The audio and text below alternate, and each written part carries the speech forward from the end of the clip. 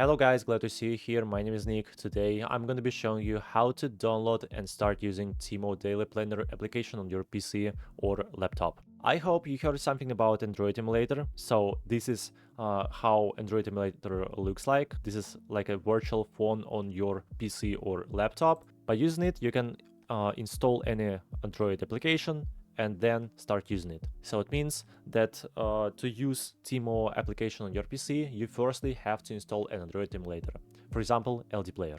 To do it, go to your browser, type here LD Player, then go to their official website and download it. Of course, run the installer and download it completely. Then launch it, just double click on the icon, and after that go to Play Store as you doing it on your Android phone.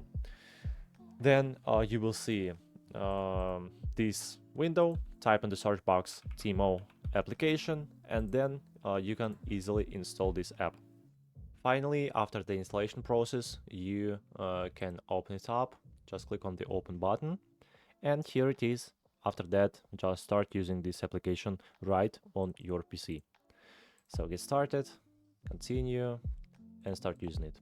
So to open this application again, just go to your desktop, and here you will find the icon. Click on it, and here it is.